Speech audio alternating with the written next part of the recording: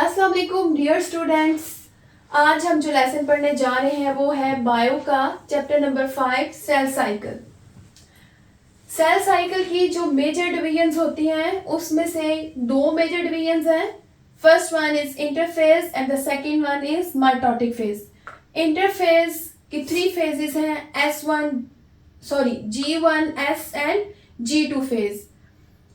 बाज़ औक़ात सेल अगर G2 फेज में एंटर होता है तो वो एक आगे मजीद डिवाइड नहीं करना चाहता, तो वो एक और फेज में चला जाता है जिसको हम कहते हैं G0 फेज, जिसमें सेल डिवाइड करना बंद कर देते हैं। लेकिन हम इंटरफेज की इतनी डिटेल में नहीं जाएंगे क्योंकि आज जो हमारा टॉपिक ऑफ डिस्कशन है वो साइटोकाइनेसिस है।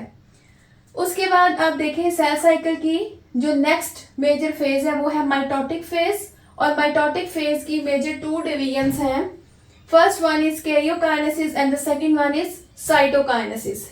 कैरियो का मतलब होता है न्यूक्लियस, मींस के कैरियोकाइनेसिस वो फेज है जिसके अंदर न्यूक्लियस की डिवीजन होती है। इसके आगे सब डिवीजन्स हैं prophase, metaphase, anaphase and telophase, जिसके बारे में आप डिटेल से पढ़ चुके हैं।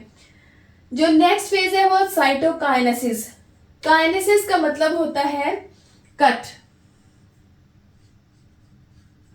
और साइटो का मतलब होता है साइटोप्लाज्म।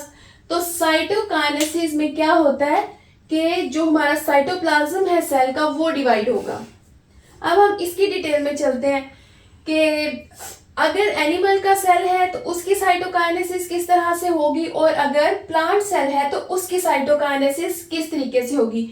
चूंकि दोनों सेल्स का स्ट्रक्चर डिफरेंट है इसलिए इनकी साइटोकाइनेसिस मींस के कैरियोकाइनेसिस के बाद जो नेक्स्ट फेज आती है वो साइटोकाइनेसिस होती है, वो डिफरेंट होगी। पहले हमने साइटोकाइनेसिस देखनी है एनिमल सेल के अंदर। जैसे कि आप सबको पता है कि एनिमल सेल के अंदर सेल मेम्ब्रेन होती है, सेल वॉल नहीं होती। तो ये डिवीजन इस तरीके से स्टार्ट होगी कि ये जो सेल है जिसके अंदर कैरियोकाइनेसिस ऑलरेडी हो चुकी है, ये न्यूक्लियस है, यानी टीलोफेज के बाद न्यूक्लियस के अराउंड न्यूक्लियर मेम्ब्रेन बन चुकी है।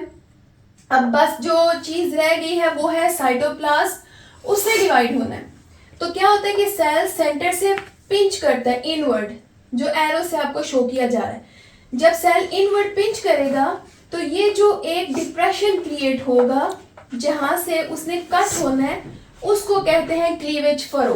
फरो का मतलब होता है डिप्रेशन, यानी कोई चीज जो अंदर धंस जाती है, और क्लीवेज मीन डिवाइड होना, कट होना। तो ये जो फर्स्ट चीज अपीयर होती है, जो डिप्रेशन या गड़ा सा अपीयर होता है सेल के बीच में, वो कहलाता है क्लीवेज फरो। अच्छा, उसके बाद नेक्स्ट जो स्टेप है उसमें यही दिखाया गया है कि मजीद जो है वो अंदर की तरफ इस तरीके से सेल पिंच होता जाएगा, और तब तक पिंच होता रहेगा जिस वक्त तक के ये दोनों मेम्ब्रेन्स आपस में ऊपर और नीचे से मिल नहीं जाते, जो कि लास्ट डायग्राम में आपको शो किया जा रहा है।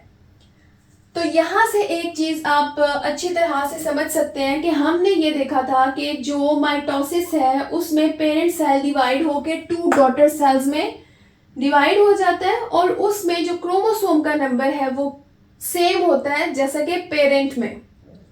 फॉर एग्जाम्पल ह्यूमन बीइंग के अंदर अगर पेरेंट के अंदर क्रोमोसोम का नंबर 46 है तो उसके नतीजे में जो 2 डॉटर सेल्स बनेंगे उनके अंदर भी क्रोमोसोम का नंबर 46 होगा। क्यों?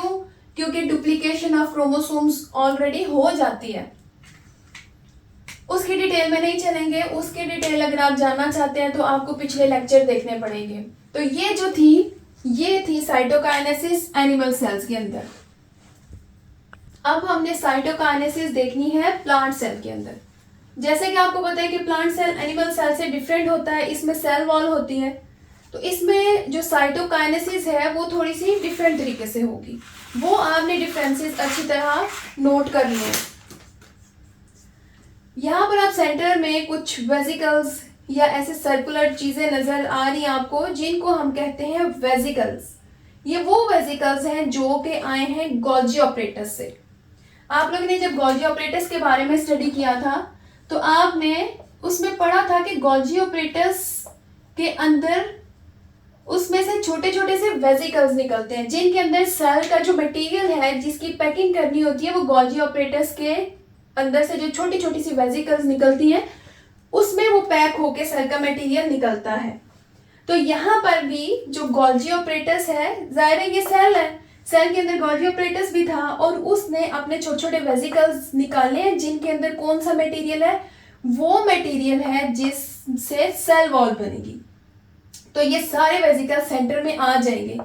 जहां पर मेटाफेज प्लेट होती थी, मेटाफेज में ये वो वाला एरिया है और यहाँ पर आकर ये वेसिकल्स इकट्ठे होंगे और ये आपस में जुड़ेंगे जिसके जरिए क्या होगा कि पूरी सेल वॉल की कंस्ट्रक्शन हो जाएगी। अब जो डिफरेंस है एनिमल सेल की साइटोकाइनेसिस और प्लांट में, वो पहला तो आपको ये बता दिया और दूसरा क्या है कि एनिमल सेल में हमने देखा था कि सेल पिंच इनवर्ड होता है। यहाँ पे केस डिफरेंट है, यहाँ पर जो वेसिकल्स हैं ये आपस में फ्यूज करते हैं तो ये बाहर की तरफ आउटवर्ड ये ग्रो करते हैं और फिर करते करते ये पूरी सेल वॉल बिल्ड हो जाती है और एट द एंड हमारे पास दो सेल्स आ जाते हैं जिनमें आप देख रहे हैं मैंने शो की है, एक सेल वॉल और सेल मेम्ब्रेन भी, क्योंकि सेल के अंदर जब पूरा सेल डिवाइड हो जाएगा तो उसकी अपनी सेल वॉल भी होगी, सेल मेम्ब्रेन भी होगी और पूरा एक कंप्लीट सेल होगा। एक चीज़ जो यहाँ पर आपको याद रखने की ज़रूरत है वो ये है कि सेल प्लेट का एक और नाम भी है जिसको कहते हैं फ्रेगमोप्लास्ट। मीन्स कि प्लांट सेल के अंदर जो डिवीजन है या साइटोकाइनेसिस है वो फ्रेगमोप्लास्ट के थ्रू होती है और एनिमल सेल के अंदर वो क्लीवेज फरो के थ्रू होती है। बस अब आपने ये करना है कि आपने साइटोकाइनेसिस का डिफरेंस है जो प्लांट और एनिमल सेल के अंदर, उसको अच्छी तरह गौर से पढ़ना है, प्लस इसकी डायग्राम्स की प्रैक्टिस भी करनी है।